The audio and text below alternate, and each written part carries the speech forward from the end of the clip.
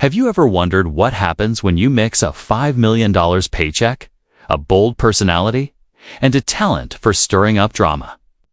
You get the wild life of Jesse Watters. In 2025, this cable news star sits at the top with amazing ratings. From a secret scandal that changed his life to a huge house in New Jersey, we're about to reveal the truth behind his millions.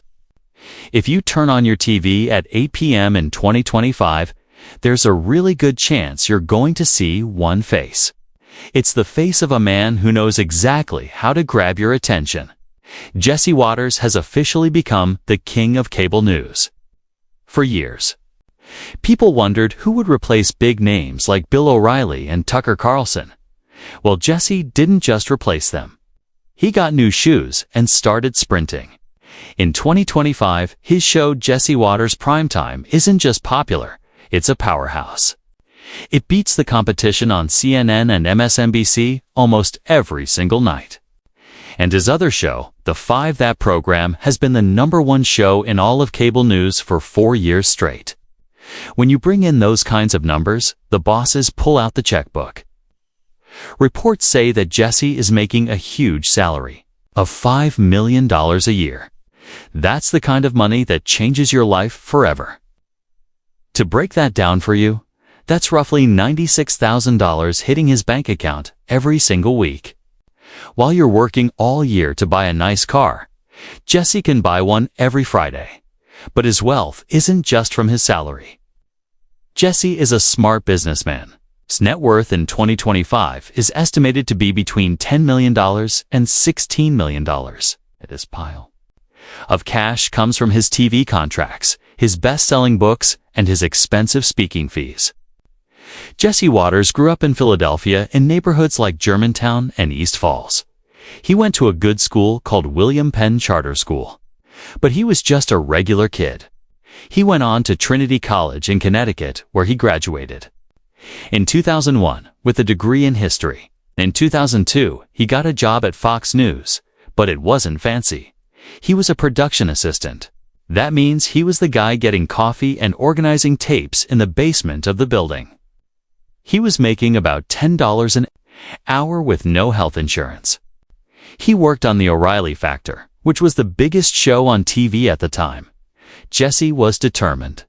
He didn't want to stay in the basement. He started suggesting story ideas to Bill O'Reilly. At first, O'Reilly rejected him. He told Jesse, "You're an idiot." But Jesse kept trying. Finally, he convinced O'Reilly to let him go out on the street with a camera. This was the birth of Watters' World. He would go to college campuses or busy streets and ask people simple questions. The results were often hilarious because people didn't know the answers. It was mean, it was funny, and it was pure TV gold. Jesse became known as the guy who would surprise people. If a judge or a politician refused to answer questions from Fox News, O'Reilly would say, "Send Watters." Jesse would camp out in their driveways. He would follow them down the street. This fearless style is what pushed him up the ladder. He went from the guy in the bushes to the guy in the anchor chair. In 2016, Jesse faced a storm of criticism that almost took him down. He went to Chinatown in New York City to do a segment on political views. But instead of asking serious questions, he made jokes that many people found deeply offensive. He asked people if they knew karate.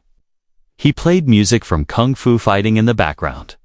The backlash was instant. People called it racist. They called it lazy stereotypes. The Asian American Journalists Association demanded an apology. Jesse issued a statement saying it was tongue-in-cheek. For a moment, it looked like his rising star might crash, but Jesse survived. While his career was taking off, Jesse's personal life was about to explode. For a long time, Jesse was married to a woman named Noelle Inguajato. They got married in 2009 and had twin daughters. They lived a seemingly perfect life on Long Island. But in 2017, rumors started spreading. Jesse had met someone at work. Her name was Emma DeJovine. She was a 25-year-old associate producer working on his show. She was beautiful, ambitious, and much younger than Jesse. Eventually, the truth came out. Jesse went to the Human Resources Department at Fox News and confessed. He told them he was having an affair with a subordinate. This is a huge no-no in the corporate world. To stop any lawsuits, the network quickly moved Emma to a different show, but the damage to his marriage was done. Noel filed for divorce in 2018. It was a messy, painful end to a decade-long marriage. But for Jesse, it was the start of a new chapter. Now, how did Jesse win Emma's heart? The story is actually quite shocking. Jesse told it himself on live TV, and it left his co-hosts with their jaws on the floor. He called it his deflategate move. He said that when he was trying to get Emma to date him, she didn't seem interested. So, he came up with a sneaky plan. He went to her car and let the air out of her tires. When Emma came out to her car, she saw the flat tires and realized she couldn't drive home. She was stranded. And who just happened to be there to save the Jesse Waters. He rolled up and said, "Hey, you need a lift." She hopped in his car completely unaware that he was the one who sabotaged her vehicle. Jesse laughed when he told this story. He said, "It has a happy ending. We got married, but..." A lot of people thought it was creepy. Once the divorce was finalized in 2019, Jesse and Emma wasted no time. They got engaged in August of that year. Just a few months later, in December 2019, they threw a massive wedding in Naples, Florida. This was a celebrity event. The guest list was a who's who of the conservative world. Donald Trump Jr. was there. Kimberly Guilfoyle was there. Eric and Lara Trump were there. It was a clear signal that Jesse was now part of the elite inner circle. Emma looked stunning in a white gown and Jesse looked triumphant. He had the new job, the new wife, and the new life. Jesse Waters is now a father of 4, and his house is very loud. First, he has his twin daughters, Sophie and Ellie, from his first marriage. They were born in 2011, which makes them teenagers in 2025. Jesse often talks about them on the 5. He shares funny stories about their school dances, their phones, and how they roll their eyes at his dad jokes.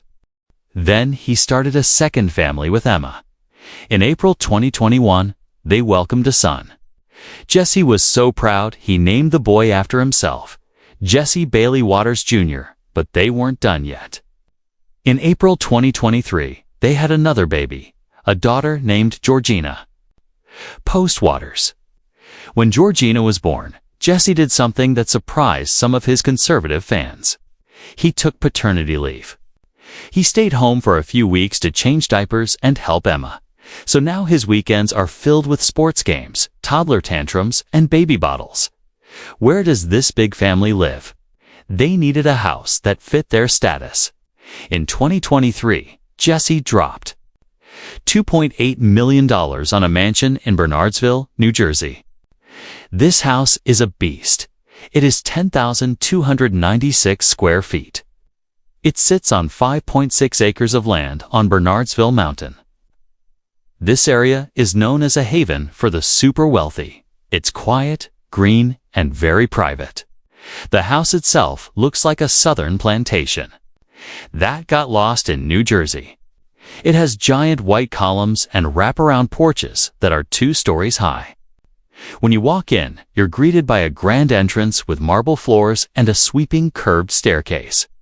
The ceilings soar 12 feet high, making the rooms feel like a palace.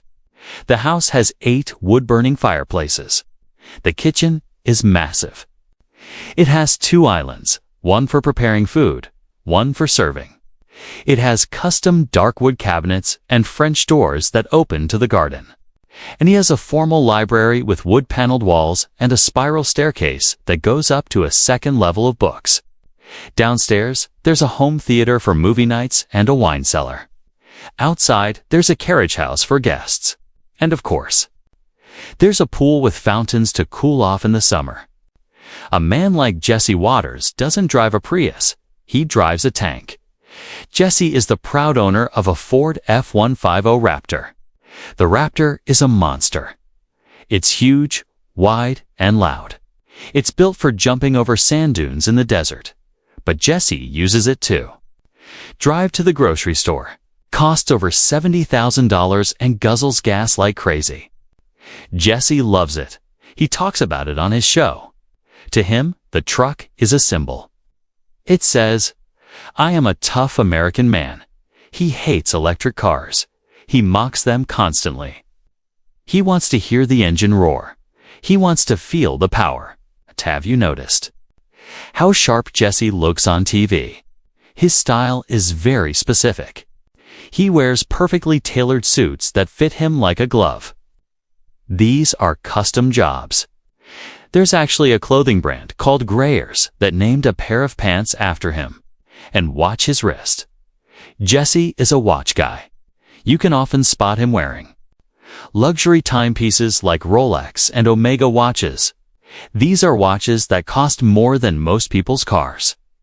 Jesse is in his late 40s in 2025, but he looks younger. How does he do it?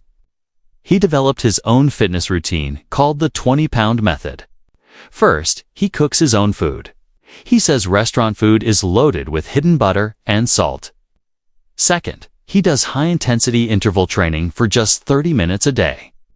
Third, he gave up fast food completely.